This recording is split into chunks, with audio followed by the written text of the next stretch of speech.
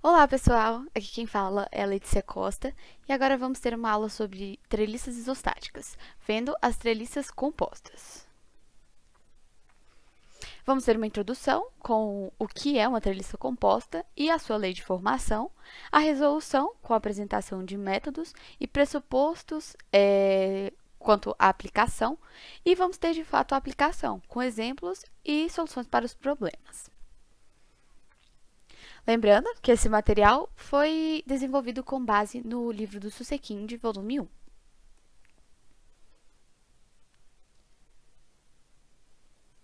Então, vamos lá. O que é uma treliça composta?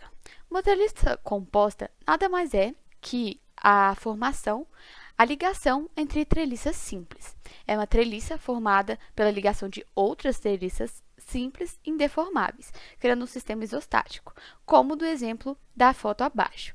Como é possível ver, nós temos duas treliças simples, uma do lado direito e uma do lado esquerdo, e elas estão ligadas por barras, representadas pelo número 1, número 2 e número 3. A ligação deve ser feita de modo que as barras da união não sejam concorrentes, nem paralelas entre si, e restringam os 3 graus de liberdade que uma das treliças teria em relação à outra. Ou seja, é como se as treliças tivessem o seu próprio comportamento de treliça simples e as barras ligassem essas treliças. E elas não podem impedir os movimentos dessa treliça. E não podem impedir, logicamente, que ela funcione como uma treliça. Pode-se fazer a mesma verificação da estaticidade da treliça simples. R mais B é igual a 2N. Como já foi visto nas aulas anteriores, R são as reações de apoio, B o número de barras e N o número de nós.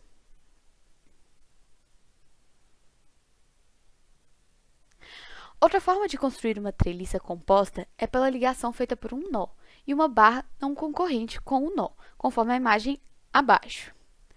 A resolução da treliça composta independe da sua lei de formação. O método será equivalente para ambos os casos apresentados. Como pode ser visto na figura, existem duas treliças simples, uma do lado direito e outra do lado esquerdo, e elas estão ligadas agora diretamente pelo nó C e por uma barra 1. Vamos ver agora os métodos com que a gente pode resolver essas treliças compostas.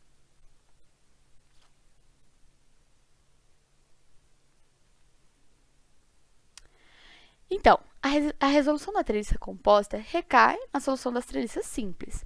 Como já foi dito, nós podemos considerar uma treliça composta como se fosse a junção de duas treliças simples, e podemos separá-las, assim como a segunda imagem. Mas para fazer essa análise na treliça simples, nós devemos colocar forças desses pontos que ligam as treliças, e essas forças equivalem à presença da outra treliça do outro lado. Uma forma simples de solucionar a treliça é utilizando o método das seções e, quando passar por uma rótula, considerar sua influência nos dois eixos, como na imagem abaixo.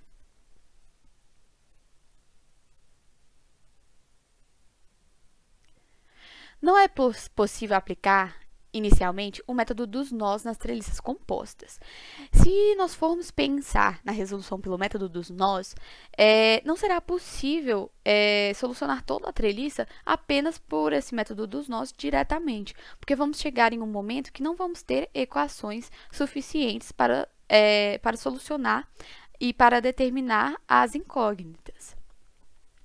É interessante notar que a lei de formação obedecida pela estrutura é interessante notar qual a lei de formação obedecida pela estrutura, pois ela será um indicador do local mais adequado para passar a seção.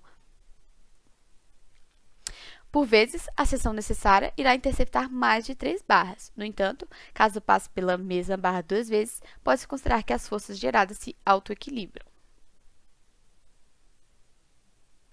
Agora, vamos ver, então, uma aplicação. Dada a estrutura abaixo, quais forças promovem a ligação? A gente pode ver, nós temos uma treliça composta, um apoio de segundo gênero no ponto A e um apoio de primeiro gênero no ponto B. Nós temos uma solicitação de 4P no ponto C e uma solicitação no valor de P horizontalmente dos dois lados da treliça. Se fizermos a somatória dos momentos no ponto A, diretamente vamos descobrir qual será a reação de apoio. Lembrando que o primeiro passo para resolver qualquer treliça e qualquer estrutura é determinar as reações de apoio. Então, fazendo a somatória dos momentos no ponto A, vamos descobrir que VB é igual a 2P. Fazendo a somatória das forças no eixo Y, vamos descobrir que VA é igual a 2P. E fazendo a somatória das forças no eixo X, vamos descobrir que HA é igual a 0. Isso é bastante lógico, porque as forças P estão se equilibrando. A estrutura é simétrica. É bastante interessante analisar que as forças são simétricas. Como a gente descobriu, a reação horizontal é igual a 0 porque essas forças já estão se equilibrando. Então, agora, para descobrir os esforços na treliça composta, vamos separar a treliça composta e analisar apenas a treliça simples. Mas, para isso, vamos adicionar as forças HC e VC no ponto C. Então, fazendo a somatória dos momentos no ponto C, nós conseguimos diretamente descobrir N1, que é a força na barra que liga as treliças. N1, então, é igual a menos 0,75P. Fazendo a somatória das forças em Y, vamos descobrir que VC é igual a 0P. E fazendo a somatória das forças em X, descobrimos que HC é igual a menos 0,25P. É importante tomar cuidado com a força na vertical. Caso seja necessário utilizar o outro lado da seção, a intensidade da força deve ser respeitada. Como pode ser notado, nós colocamos a força de 2P no ponto C. Porém, na estrutura composta, da treliça composta, nós temos uma solicitação de 4P, como pode ser conferido no slide anterior. Para fazer a análise de uma parte da treliça apenas, nós dividimos a carga solicitante por 2P. Então, quando formos analisar a outra seção, nós temos que colocar também uma força de 2P no ponto C. Mas nós poderíamos também dividir essa força de outra forma, por exemplo, colocar 4P diretamente do lado da direita e, quando for analisar o lado da esquerda, colocar 0 de solicitação. Agora, depois de determinar as forças HC e VC, basta utilizar o método dos nós para descobrir os esforços nas barras. Vamos lá agora para um exemplo. Dada a estrutura abaixo, qual o esforço na barra 1? Como a gente pode ver, nós temos um apoio de segundo gênero no ponto A e um apoio de primeiro gênero no ponto B. E temos umas 3 solicitações de 2 toneladas. Primeira coisa a ser resolvida são as reações de apoio. Fazendo a somatória dos momentos no ponto A, descobrimos que VB é igual a 3 toneladas. Fazendo a somatória das forças no eixo Y, descobrimos que VA é igual a 3 toneladas. E fazendo a somatória das forças em X, descobrimos que HA é igual a 0. Por quê? Não temos nenhuma solicitação horizontal, portanto, não temos também reação horizontal. Agora, analisando apenas a parte esquerda da treliça composta. Para fazer isso, temos que adicionar as forças VC e HC, que equivalem à presença da outra treliça. Fazendo a somatória dos momentos no ponto C, descobrimos diretamente qual a força N1, que é igual a 3 toneladas. Fazendo a somatória das forças em Y, descobrimos que VC é igual a 0.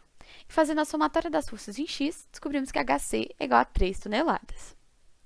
Portanto, o esforço na barra 1 é de 3 toneladas. E para resolver os esforços nas barras das treliças, basta utilizar o método dos nós, assim como já foi explicado em uma aula anterior. PET Engenharia Civil. Agradecemos sua atenção e esperamos que tenham gostado do conteúdo. Caso tenha dúvidas, nos mande um e-mail no endereço petenqnb@gmail.com. Compartilhe com os colegas, deixe seu like e se inscreva no canal. Esta aula é uma contribuição de Anderson Norberto e Letícia Costa.